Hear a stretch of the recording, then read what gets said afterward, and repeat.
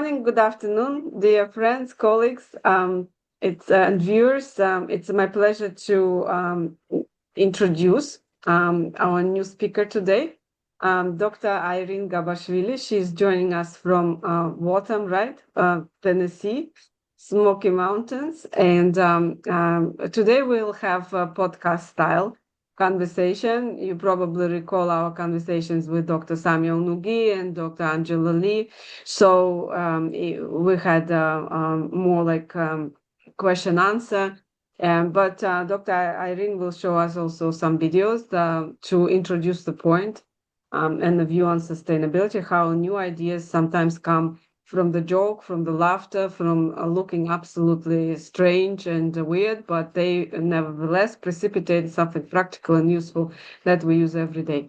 So, and I also want to say that Dr. Irene is also my friend, and we know each other 40 years, starting from the Tbilisi State University. Now it's called Irene Gabashvili University, back in Tbilisi, Republic of Georgia. So it's a long-term friendship, and we keep in touch. So Dr. Irene, welcome to the channel. It's my pleasure and honor to have you today, and the floor is yours. Please begin. Yes, thank you very much for inviting me here. And yes, we do know each other from last century, which sounds pretty dramatic. Well, I guess just means that we are well tested. So, True. okay, all right. And I enjoy watching your videos. And actually, I wanted to say that what really stands out from your videos is how broad sustainability is. And well, examples you mentioned, Dr. Samia, she talked about interdisciplinary collaboration, which is pretty much knowledge sustainability. And Dr. Angela was talking about using AI in pharmaceutical industry, which is also, another. And Gabriela, I think she mentioned how to transition from academia to industry, which is skill sustainability. And so this is one of my biggest interests. But well, for now, it's a very special day. I really like this day, and so everything is, about this day. So let me share my video, and let's start. So this talk is delivered with my AI colleagues, a number of them. You see. Pitiful is a climate crime. Flights and binders every quarter, every time. Projectors glowing, servers running hot. Printed handouts nobody actually got. And 6 weeks later, all the facts are gone. Knowledge decay just keeps decaying on. You paid for train and got a brand new pen, and now you need the whole workshop again. Wait, a hero rose with yogurt in his hand, said, I can fix the workforce of this land. No books, no desks, no webinar fatigue. Just one weird trick that could work, maybe. Learn it through your lunch, baby, chew and grow. Skill sustainability, what culture have to go. No textbooks, no tests, no corporate retreat. Just probiotics make it competence complete. Smell a chemical, here's some friends, pick up a tool one day, and your good goes. Got it box and a subtle highway. It's education through osmosis, what a beautiful illusion. April Fool's evolution with digestive distribution. This is an immobiome, a cognitive probiotic. Well, actually, I was reading about this product from last century. Can you imagine if instead of sitting through school for years and years, we could just take a pill and learn, not only improve our knowledge, but also our motor skills? But, okay. Let's. It's amazing, actually. Yeah. Right. So now I'm letting my other AI collaborators talk. Today, we're looking at sustainable innovation through April Fool's Day pranks. Yeah, you heard that right. So picture this. It's April 1st, 2026. A wild new eco product is going viral. Meet the Net Zero Learning Probiotic, a pill that rewires your brain with tummy bugs? Sounds completely ridiculous, right? Well, it's actually part of a long, bizarre tradition. For years, April 1st has been a hotbed for some truly creative, green-themed pranks. First up, how we think about our energy sources. Some of these ideas get pretty wild. Like turning London's iconic BT tower into one gigantic wind turbine. Seriously. Right. And actually, not ridiculous at all. We all know that in Bahrain, there is a building that actually does provide some, harvesting wind energy. And in China, they have turbines that are much larger than BT power. So it was a joke, but it's not really a joke. Although, of course, we can't really put a turbine in absolutely every building in the city. That would be ridiculous. But Some actually real. Okay. yeah, sorry. Yeah, actually, it's possible to buy small turbines for every house. It is possible. It's just like how much energy you can get from it, and definitely we need to consider all different sources of energy, not only wind. And I'll talk about some of them too. So this was again actual joke and actual products. But now, what about sustainable transportation? So, What about the stuff we put in our cars? One company joked about a new engine. Its fuel? Alpaca poop. I'm not kidding. and yeah, it's These jokes actually, also hint at something deeper. right. Sorry about that. You got the text back. Because, of course, it's not a joke. Well, we know about a bus powered by this kind of fuels in UK. It was, I don't think it is operational now. It was, but they are testing many more ideas in UK. And so here are examples from several different countries. There's Estonia, Germany, Italy, and so this idea actually did pick up, and it is possible to create energy from food waste, and mostly from food waste. Food waste, yes. Animals. Actually, it would be great relief because a lot of food waste generate every household, plus restaurants, any cafeterias. It's always there, and it's a big issue because most of the time it's not really, how to say, processed. It just goes to landfill, and that's really a serious issue. So Right. getting Yeah. Unfortunately, we still need to work out some details because when I lived in California, in San Francisco Bay Area, that was big. We were collecting food waste, and the problem is that we're all humans. We're different. Some people would put some forks there too, or whatever. And actually, this is even bigger problem with companies because when they deposit their food waste, they leave a lot of non-food items there. So well, this is just one of kinks that needs to be ironed out. But definitely, it would be great if it was possible because yeah, we could all contribute to reducing waste and yeah. generating energy. And so, These jokes also hint at something deeper, our need to connect with nature, which is how you get ideas like the touch grass keyboard, literally. Bugs again? Yeah, whole ecosystem in there. yeah, we need more work for it. And again, there are products actually that are like work along this line. They do sell keyboards with live moss actually, and trying to replace synthetic interfaces learning material. So and even clothing that absorbs polytone. So not as ridiculous as it sounds. Or how about sneakers that actually plant seeds with every single step you take? Well, real sneakers, real company. And here is another case. These are real shoes that were actually, yeah, it's possible to buy them and they disperse seeds and or they are totally biodegradable. Hopefully they won't degrade, yeah, before their time, of course. Actually, it's a big thing because normally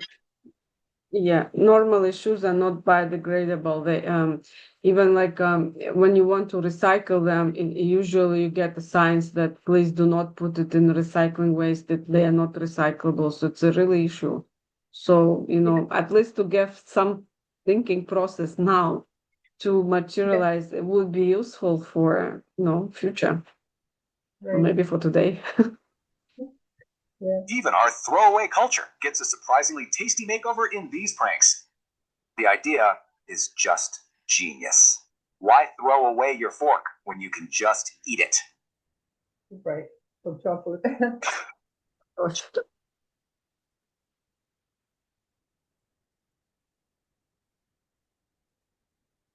And you could probably eat the napkin too. And here are examples of real products. And actually, one of them, a company in the right corner, is exactly the company that came with this April Fool's joke. And it was just taken so overwhelmingly. Everybody liked it so much. And they said, why not? And they created their edible spoons. And so there are also edible cups, and there are edible chopsticks. So there are at least 4 companies, and you can just go on Amazon and buy.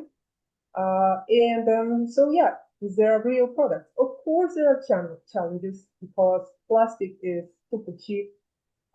Food with this kind of utensils are a little more expensive. And another challenge is that you kind of want them fresh and crunchy, right? So, I mean, if they're stale, if they're not particularly tasty. But again, we're going in the right direction, right?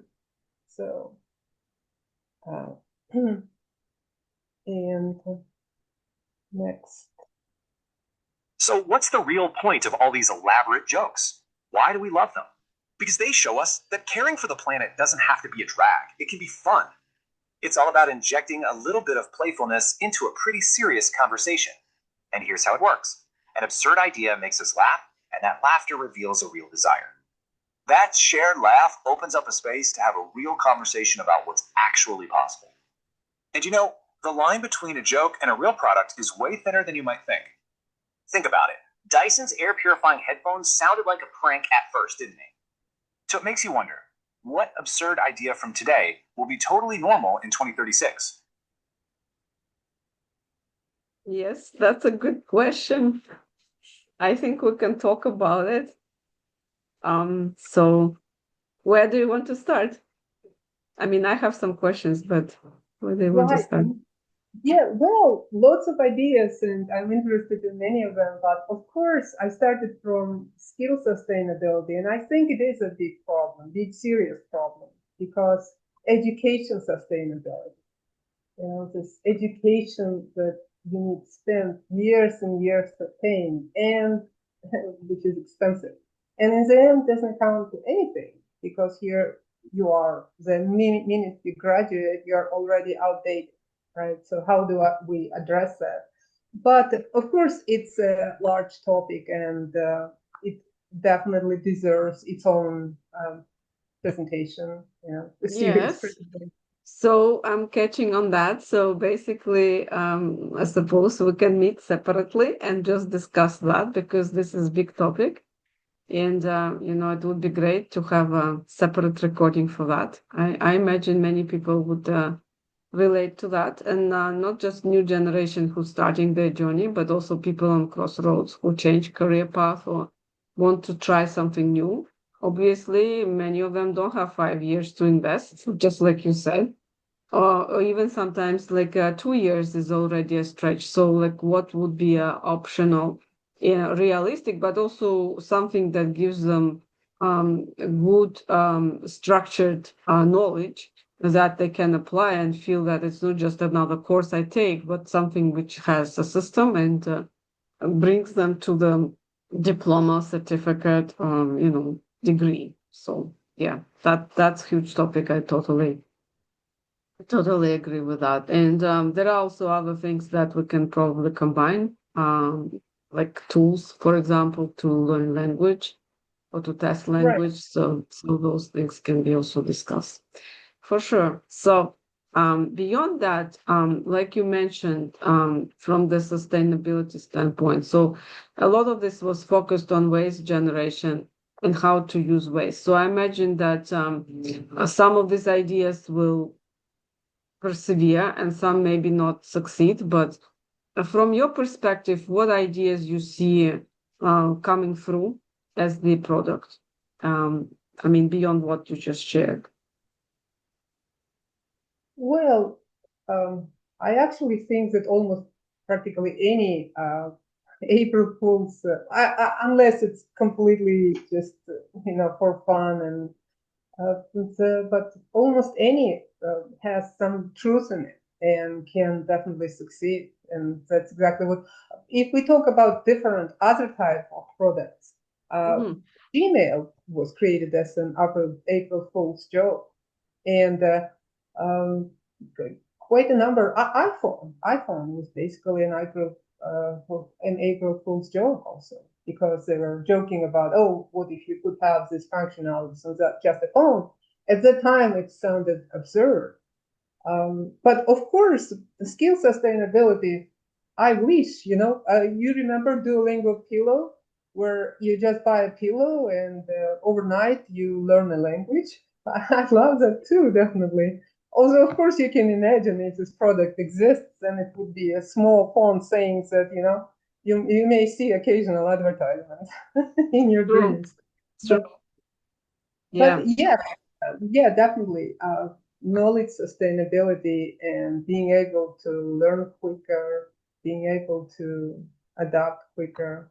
That, yeah, that would be. And right, these jokes about sleep is exactly that. We spend 30% of our life on sleep.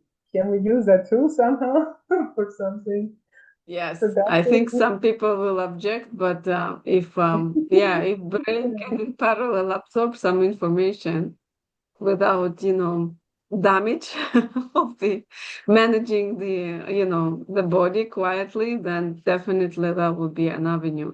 Because it's true, we're not using our full capacity, and the challenges of the world that we have to move faster and absorb things faster and react. Often like many of us feel like I often feel like I'm not prepared. I'm looking at something brand new, and it's almost panic attack. How soon I can learn it to actually answer, and the answer is almost like you need today. So many things we challenge today to learn very quickly, and so sometimes it's how you think, how you feel helps you, but also some tools would be handy as well.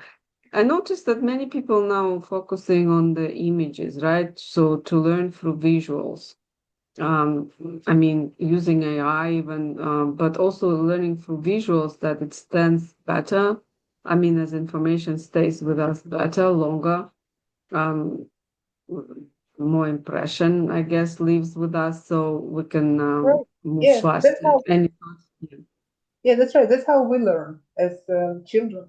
We learn from visual, and that's exactly why uh, everybody is now working on robotics, where you absolutely need visuals. So this would be a system where you don't have just AI, where you tell AI something, but it can actually see for itself. And capabilities definitely are improving. I absolutely love it. I love playing with new models and seeing how they're becoming better and better in interpreting visuals and interpreting audio.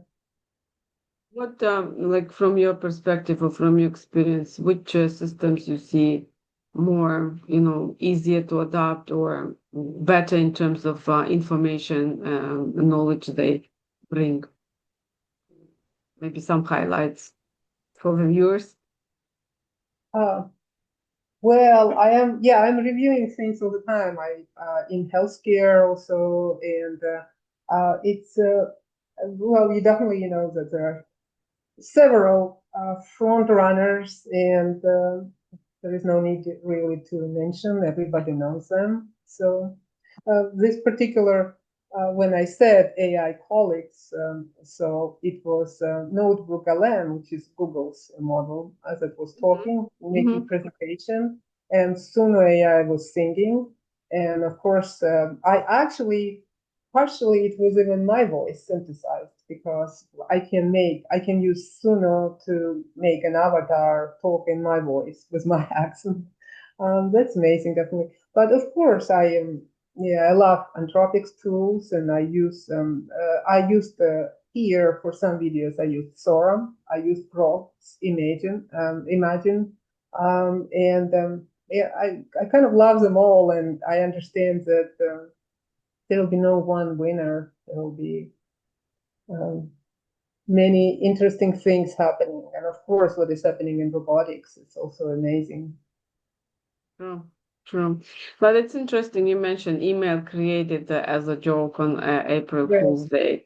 And basically, I think email nowadays is considered, or people from corporate world, they're using emails. Our generation prefers WhatsApp or some messengers. So it's kind of like for us it was something to master, but for many people now they basically kind of convey that it's already you know previous lives kind of tool. And in modern world, they prefer something faster, like messengers and stuff. I, yeah, Yes, WhatsApp. well, I Yeah. agree that many people prefer something faster, but I know that there was a startup, what was it, 15 years ago, that tried to claim that email is dead, and ABC said that no, email will never be dead, and I No. think there will Mm, be always a place for email. So, but mm. we will have different, better communication techniques. And actually, in this sense, I would just prefer telepathy. Isn't it even better than some WhatsApp? You can just beam your thoughts. Yes, telepathy is good. I think some people, born with it. For many others, it's something unreachable. But if it's prompted, who knows? We can. It's all physics, right? It's all about how electron travels, and in fact, how it's present at the same time in different places. So it's just a part of I think quantum physics, but we don't quite comprehend. We think we do, but we're not practicing it in our, I guess, mundane life. And it's also is considered as something extraordinary. But I guess if people practice it, would be much easier to communicate because there is no time for to convey the message. You're almost like in synchronized to think that's at least what people share about telepathy, that they think about each other almost happens at the same time. It reveals Right. by phone or by other communication that they convey their thoughts after the fact. So we just Yeah. don't know this part of science. But, yes, it's true. And it goes back to knowledge sustainability again, because how much knowledge is left because nobody ever documented. That was a problem with AI also when they reached, okay, everything we can scrape from the web or books or whatever, but there is so much knowledge still remaining in our brains because very often we just cannot document everything, right? We or don't want to or just cannot. Yes. Just like So you showed the piles of paper, if we put it, it could be piles of paper that it's not unmanageable to read. But it's such interesting point. I remember when I was learning in Phoenix, I like the fact that I had to go through so many books at that point was really, I mean, I think its first time was the anxiety attack ever. but but what I noticed that when I read electronic book, I always read one page, and that essence that you're always sitting on one page does not really project it that fear that you have to go through hundred of pages, 200 pages, and very quickly digest them and precipitate in some activities that we were must do like every day and finish the week with a report. Usually it's a report, like some kind of essay that we would write individually or as a team, but nevertheless took a lot of right. So this view that you're always sitting on one page is not threatening. It kind of you take it easier and digest. But if I see the book, I would be like, oh my God, I will never manage. So it's also this trick in the brain. Some people will say opposite. They don't like electronic books, but to me, it worked. It worked the magic, I guess. So perhaps for new generation who also uses a lot of electronic devices that may be helpful. Plus, as you mentioned, visuals to see not just words, because words is 7%. some people say 10% of information. Visuals is close to what, 70, 80%.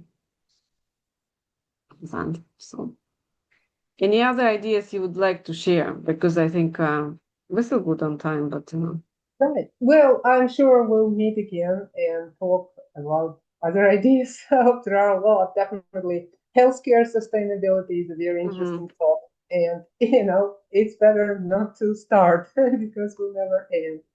But, well, let's just enjoy. So, April 1st, it should be a fun day, right? yes, exactly. And I think this video is and this conversation is meant for that it starts from sometimes strange idea or looks like a joke, but in fact it has a beginning in it, and some of them precipitated in something that we use every day. That's like you said, email or iPhone. I remember before iPhone was this BlackBerry, and everybody was fascinated by that. But I think iPhone and just in general, even like followed Android smartphone, they superseded everything now. Everything. So it's just so quickly happened. I don't know what 16 years maybe altogether, that we see this transformation in a very high speed. So definitely we can stop here. I would really love to hear your thoughts about the education more. Maybe we can meet another time, and also on healthcare. And I think we had Galina Schlesinger a few weeks ago. She shared what's Yeah. happening in the marketing and using AI for the healthcare. So and sustainable healthcare. I think it was my very first meeting with Dr. Right. Azam It was my pleasure. Yes, so it's good to come back and kind of like refresh these ideas, because from every perspective, he comes from medical doctor perspective. I think Alina Panurgia, she was talking more from the pharmacovigilance perspective. So each profession, each brings different view, but nevertheless, very how to say, insightful, and I guess helps to see bigger picture for people to relate and find their directions. So, Irene, thank you so much. It's a pleasure to see you, Yes, and I thank hope we you. see The pleasure is mine. And yeah, till next time. you next time. Yes, thank you. Viewers, stay tuned. We'll meet soon.